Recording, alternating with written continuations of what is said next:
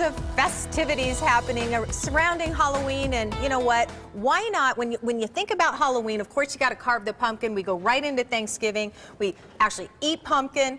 Pauline Martinez, owner of Perk Eatery, is going to show us how to make pumpkin French toast. Yes, ma'am. Look at this. It's so yummy. This looks amazing. It tastes even better. You know, you're all about pumpkin right now at the restaurant too, right? Oh, everywhere you go. But yes, we do pumpkin pancakes and pumpkin waffles at the restaurant, not Right. the French toast. This is special for the Channel 15 viewers for you guys to learn how to make this. Oh my gosh. Now you're going to start with a couple of eggs. Yeah, we're going to take the eggs and whisk them up. And then you're going to want to, whenever you make French toast, you're going to want to use a dish that's larger so that you have enough room to lay the bread down so that it soaks. A So nice we're going big, to take thick these. one. Yes.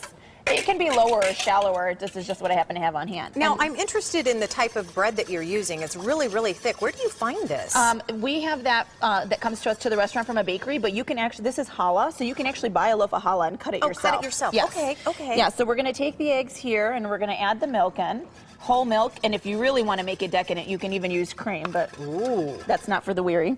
And then you're going to take pumpkin puree. You're not the canned pumpkin filling because you want to add your own spices to it. So you're going to take a yummy pumpkin puree here. Okay, why not the canned? You can use canned. Oh, you said you can. You Okay. don't use pumpkin filling because the pumpkin filling already has the spices in it, and sometimes it's very sweet, and you want to add your own sugar. Just regular pumpkin. Right. Pumpkin. Okay. Okay, then we have some cinnamon and nutmeg, and the recipe is online for the viewers so that You're they so can know sweet. exactly how to use it. Okay. So cinnamon and nutmeg, you're going to go ahead and season that up. Want me to help you out Yeah, here? go right Okay. ahead. Then we have some regular granulated sugar. Look at that. Doesn't that smell amazing already? Yes. Oh, it's so good. Zane's It's like shaking fall his is head, in the air. And then we have vanilla extract. Ooh, that's what gives it that little extra. That's, yep. Something there. That gives it that little extra love. And I have some going here so you guys can see what it looks like, but I'm going to finish showing you how to make it there. Okay. Look at that. Oh, that looks so amazing. So good. So now, once you have this well incorporated, Okay. you're going to want to get all the lumps out as well as as best as you can. Okay. And give it a really good whisk. You're just going to take the bread and you're just going to let it soak in there for a minute. Now, this is a little bit thicker than a traditional French toast egg wash, so you're going to really want to let the bread soak. And this is a tip about French toast. Fresh bread never makes French toast as good as a day old or 2 days old bread.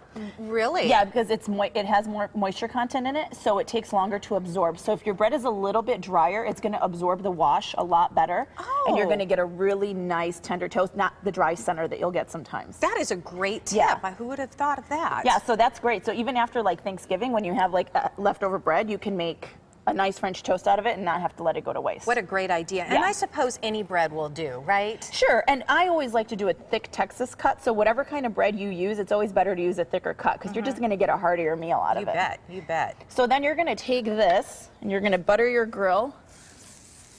Put some butter down. You're just going to set that down. Hear that sizzle? You bet I do. That's the sound of love right there. Better yet, I smell the sizzle. So then you're just going to let it cook on each side, probably about 3 to 5 minutes on each side. I Okay. would say a little bit longer because it's thicker, Yes, right? yeah. Okay. And you'll get a nice brown on it when you know that it's ready. And Okay. unless if it's not browning, that means it hasn't sat long enough, and you want the heat to get into the center of the bread. Right. Otherwise, it's going to be all mushy and Yeah, Yeah. you don't want that. Okay. Nobody likes raw eggs. no. And they're not good for you anyway. No, okay. So when this is done, these look like they're pretty well cooked.